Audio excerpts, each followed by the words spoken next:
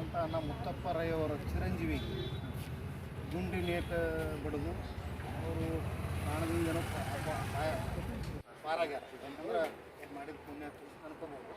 ಆದರೆ ಇಂಥ ಘಟನೆಗಳು ಕರ್ನಾಟಕದೊಳಗೆ ಸಾಕಷ್ಟು ನಡೀಲಿ.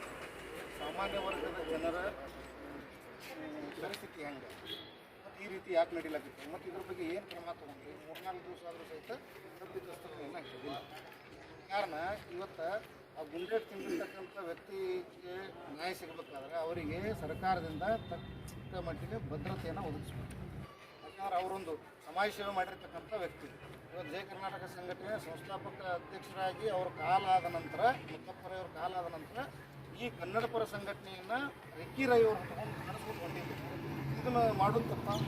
ಕನ್ನಡ ಪರ ಸಂಘಟನೆಯಿಂದ ಜನರ ಸೇವೆ ಮಾಡೋದು ತಪ್ಪ?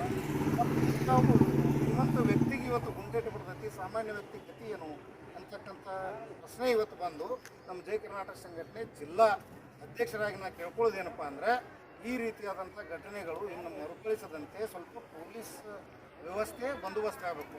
ಮತ್ತು ಯಾರು ಅದನ್ನು ಈ ದುಷ್ಕೃತ್ಯವನ್ನು ಮಾಡಿರ್ತಕ್ಕಂಥ ದುಷ್ಕರ್ಮಿಗಳನ್ನ ತಕ್ಷಣ ಬಂಧಿಸಿ ಅವರಿಗೆ ಶಿಕ್ಷೆ ಕೊಡಬೇಕು, ಶಿಕ್ಷೆಗೆ ಒಳಪಡಿಸ್ಬೇಕು. ನಂತರ ಒಂದು ಸೂಕ್ತ ಭದ್ರತೆಯನ್ನು ರಿಕ್ಕಿ ರೈ ಅವರಿಗೆ ನೀಡಬೇಕು. ಮತ್ತು ಅವರಿಗೆ ಆಗದೇ ಇದ್ರೆ ಇವತ್ತು ಪೊಲೀಸ್ ಇಲಾಖೆ ಮಾಡ್ತೈತೆ ಅನ್ನೋ ಅಂತ ನಂಬಿಕೆ ನಮಗೈತಿ. ಅದು ಮಾಡದೇ ಇದ್ರೆ ನಮ್ಮ ಜಿಲ್ಲೆಯ ವತಿಯಿಂದ ಮತ್ತು ಕರ್ನಾಟಕ ರಾಜ್ಯದ ವತಿಯಿಂದ ಜಯ ಕರ್ನಾಟಕ ಸಂಘಟನೆಯ ಜಿಲ್ಲಾ ಹಾಗೂ ತಾಲೂಕಾ ಪದಾಧಿಕಾರಿಗಳು ವತಿಯಿಂದ ಇವತ್ತು ಜಯ ಕರ್ನಾಟಕ ಸಂಘಟನೆ ಜಿಲ್ಲಾ ವತಿಯಿಂದ ಇವತ್ತು ನಾವು ಜಿಲ್ಲಾಧಿಕಾರಿಗಳಿಗೆ ಮನವಿಯನ್ನು ಕೊಡೋದಕ್ಕೆ ಬಂದಿದ್ದೀವಿ. ಅದೇನಪ್ಪ ಅಂದರೆ, ನಿನ್ನೆ ಪತ್ರಿಕಾಗೋಷ್ಠಿಯನ್ನು ಕರೆದ ಪ್ರಕಾರ ನಿನ್ನೆ ನಾವು ಮಾಧ್ಯಮದ ಮುಖಾಂತರ ಎಲ್ಲರಿಗೂ ಈ ವಿಷಯವನ್ನು ತಿಳಿಸಿದ್ದೀವಿ. ಆದರೂ ಇನ್ನೊಮ್ಮೆ ನಾನು ತಿಳಿಸೋಕ್ಕೆ ಇಷ್ಟಪಡ್ತೀನಿ. ಏನಪ್ಪ ಅಂದರೆ, ಜಿಲ್ಲಾಧಿಕಾರಿಗಳ ಮುಖಾಂತರ ಇವತ್ತು ಕರ್ನಾಟಕ ಸರ್ಕಾರದ ಗೃಹ ಮಂತ್ರಿಗಳಾಗಿರ್ತಕ್ಕಂಥ ಜಿ ಪರಮೇಶ್ವರ್ ಅವರಿಗೆ ನಾವು ಮನವಿಯನ್ನು ಇಲ್ಲಿಂದ ರವಾನೆ ಮಾಡಿದ್ದೀವಿ ಜಿಲ್ಲಾಧಿಕಾರಿಗಳ ಮುಖಾಂತರ. ವಿಷಯ ಏನಂದರೆ, ಜಯ ಕರ್ನಾಟಕ ಸಂಘಟನೆಯ ಸಂಸ್ಥಾಪಕ ಅಧ್ಯಕ್ಷರಾಗಿರ್ತಕ್ಕಂಥ ಅಣ್ಣಾ ಮುತ್ತಪ್ಪ ರೈ ಅವರ ಚಿರಂಜೀವಿಯಾಗಿರ್ತಕ್ಕಂಥ ರಿಕ್ಕಿ ರೈ ಅವರ ಮೇಲೆ ನಡೆದಿರತಕ್ಕಂಥ ಗುಂಡಿನ ದಾಳಿ. ಆ ಗುಂಡಿನ ದಾಳಿ ಇವತ್ತು ನಮ್ಮ ಜಯ ಕರ್ನಾಟಕ ಸಂಘಟನೆಯ ಎಲ್ಲ ರಾಜ್ಯ ಪದಾಧಿಕಾರಿಗಳಿಗೆ ನೋವನ್ನು ಉಂಟು ಮಾಡಿದೆ ಮತ್ತು ಆತಂಕ ಮನೆ ಮಾಡಿದೆ. ಯಾಕೆ ಸಾಮಾನ್ಯ ಜನರ ಗತಿ ಏನು ಈ ರೀತಿ ಆದರೆ? ಇನ್ನು ನಾವು ಸಮಾಜ ಸೇವೆ ಮಾಡುತ್ತಾ ತಿರುಗಾಡೋದೂ ಕಠಿಣ ಆಯ್ತಲ್ಲ. ಸಮಾಜ ಸೇವೆ ಮಾಡುವಂಥ ವ್ಯಕ್ತಿಗೆ ಇವತ್ತು ನಾವು ಮಹಾತ್ಮ ಗಾಂಧೀಜಿಯವರನ್ನು ನೆನಪಿಸ್ಕೊಳ್ಬೇಕಾಗ್ತೈತಿ. ಭಾರತ ದೇಶಕ್ಕೆ ಸ್ವಾತಂತ್ರ್ಯ ತಂದು ಕೊಟ್ಟಿರ್ತಕ್ಕಂಥ ಮಹಾತ್ಮ ಗಾಂಧೀಜಿಯವರಿಗೆ ಗುಂಡೇಟು ಕೊಟ್ಟು ಸಾಯಿ ಹೊಡೆದ್ರಲ್ಲ, ಅಂಥ ಪರಿಸ್ಥಿತಿ ಭಾರತದಲ್ಲಿ ಇದು ಯಾವತ್ತೂ ಸಮಾಜ ಸೇವೆ ಮಾಡೋರಿಗೆ ಇದು ಬರ್ತೈತೇನೋ ಅಂತ. ಆದರೆ ಇದಕ್ಕೆ ಸರ್ಕಾರ ಜವಾಬ್ದಾರಿ ತಗೋಬೇಕು, ಅಂಥವ್ರನ್ನ ರಕ್ಷಣೆ ಮಾಡಬೇಕು, ಅಂಥವರಿಗೆ ಸೂಕ್ತ ಭದ್ರತೆಯನ್ನು ಒದಗಿಸಬೇಕು.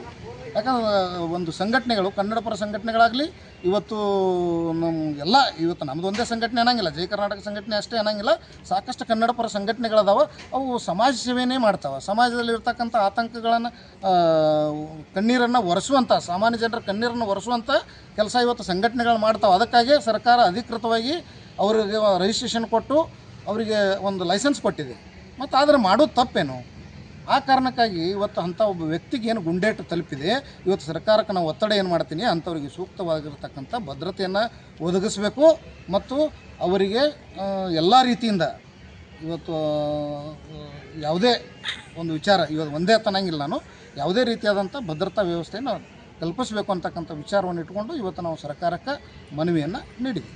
ಸರ್, ಇದು ಕುಟುಂಬದೊಳಗೆ ಕುಟುಂಬ ಸಮಸ್ಯೆ ಆಗಿದ್ದದ್ದು ಅಂತ ಕೇಳಿ ಬರಲಾದ. ಮತ್ತು ಇದಿಲ್ಲ ಈಗ ಆರೋಪಿಗೆ 3 ದಿನ ಆಯ್ತು, ಆದರೂ ಆರೋಪಿಗಳು ಏನೋ ಬದಿಸಿಲ್ಲ. ಇದಕ್ಕೆ ಏನು ಕಾರಣ ಸರ್? ಕುಟುಂಬದಿದೆಯೋ ಅಥವಾ ಹೊರಗಿಂದಿದೆಯೋ ಇನ್ನೂ ಯಾವುದೂ ಅಧಿಕೃತವಾಗಿ ಹೊರಬಿದ್ದಿಲ್ಲ. ಊಹಾಪೋಹಗಳದಾವೆ. ಆ ಊಹಾಪೋಹಗಳಿಗೆ ತೆರೆ ಎಳಿಬೇಕಾದ್ರೆ ಪೊಲೀಸರು ಇದನ್ನು ತಕ್ಷಣಕ್ಕೆ ಕ್ರಮ ತಗೋಬೇಕು. ಪೊಲೀಸ್ ಇಲಾಖೆ ಈಗಾಗಲೇ ಕೆಲಸ ಮಾಡ್ತಾ ಇದೆ. ಆದರೂ ಸಹಿತ 4 ದಿವಸದಿಂದ ಇನ್ನೂ ಯಾವುದೇ ರೀತಿಯಾದಂಥ ಅಧಿಕೃತವಾಗಿರ್ತಕ್ಕಂಥ ಮಾಹಿತಿಯನ್ನು ಅವರು ಹೊರಗೆ ಹಾಕಿಲ್ಲ. ಇದು ಬರೀ ನಾವು ನೀವು ಮತ್ತು ಮಾಧ್ಯಮದ ಮುಖಾಂತರ ಇದು ಕುಟುಂಬದೈತಿ ಅಥವಾ ಅವರ ಸಹ ಉದ್ಯೋಗಿಗಳಿಂದ ಆಗೈತಿ ಅಂತಕ್ಕಂಥ ಮಾಹಿತಿ ಅಷ್ಟೇ. ಆದರೆ ಇದು ಅಧಿಕೃತ ಅಲ್ಲ.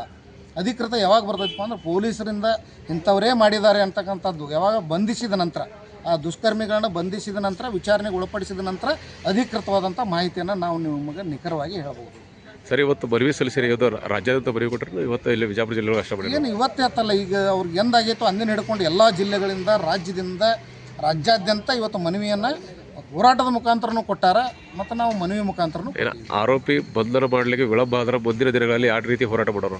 ರಾಜ್ಯಾದ್ಯಂತ ಉಗ್ರವಾಗಿರ್ತಕ್ಕಂಥ ಹೋರಾಟವನ್ನು ಮಾಡ್ತೀವಿ. ಯಾಕಂದ್ರೆ ಒಬ್ಬ ಸಮಾಜ ಸೇವಕನಿಗೆ ನ್ಯಾಯ ಸಿಗದೆ ಹೋದ್ರೆ ನಮ್ಮಂಥ ಸಾಮಾನ್ಯರಿಗೆ ಹೆಂಗೆ ಸಿಗ್ತತಿ ಅನ್ನುವಂಥ ಒಂದು ಪ್ರಶ್ನೆ ಕಾಡ್ತತಿ. ಆದರೆ ನಮ್ಮನ್ನು ನಾವು ರಕ್ಷಣೆ ಮಾಡ್ಕೊಳ್ಳೋ ಸಂಬಂಧ ಯಾಕಾಗಲ್ಲಕ್ಕೆ ನಾವು ಹೋರಾಟಕ್ಕೆ ಇಳಿಬೇಕಾಕತಿ ಮತ್ತು ಅದ್ರ ಬಗ್ಗೆ ನಾವು ಆಗ್ರಹ ಮಾಡಬೇಕಾಗ್ತದೆ. ಹೆಸರು ಸರ್?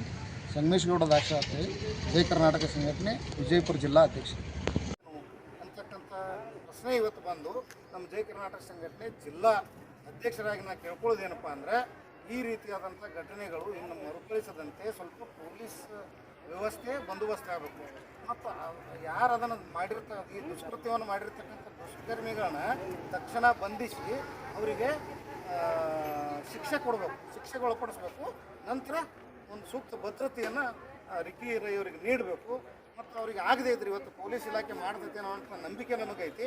ಅದು ಮಾಡದೇ ಇದ್ರೆ ನಮ್ಮ ಜಿಲ್ಲೆಯ ವತಿಯಿಂದ ಮತ್ತು ಕರ್ನಾಟಕ ರಾಜ್ಯದ ವತಿಯಿಂದ ಜಯ ಕರ್ನಾಟಕ ಸಂಘಟನೆಯಿಂದ ಒತ್ತಾಯ ಮಾಡೋದು ಏನಪ್ಪ ಅಂದ್ರೆ ಅದನ್ನು CBI ತನಿಖೆಗೆ ಒಳಪಡಿಸಿ ಆ ತಪ್ಪಿತಸ್ಥರನ್ನು ತಕ್ಷಣ ಬಂಧಿಸಬೇಕು ಅಂತಕ್ಕಂಥ ಆಗ್ರಹ ಇವತ್ತು ನಾವು ಜಯ ಕರ್ನಾಟಕ ಸಂಘಟನೆ ಜಿಲ್ಲಾ ಸಮಿತಿಯಿಂದ ಮಾಡಿ ನಮ್ಮ ಮೂಲಕ ಇವತ್ತು ಹೋಮ್ ಮಿನಿಸ್ಟ್ರಿಗೆ ಜಿ ಪರಮೇಶ್ವರ್ ಅವರಿಗೆ ಜಿಲ್ಲಾಧಿಕಾರಿಗಳ ಮುಖಾಂತರ ಹೋಗಬೇಕು ಅನ್ನುವಂಥ ಒಂದು ಮನವಿಯನ್ನು ನಾವು ಇವತ್ತು ಜಿಲ್ಲಾ ಸಮಿತಿಯಿಂದ ಮಾಡ್ಕೊಳ್ತೀವಿ.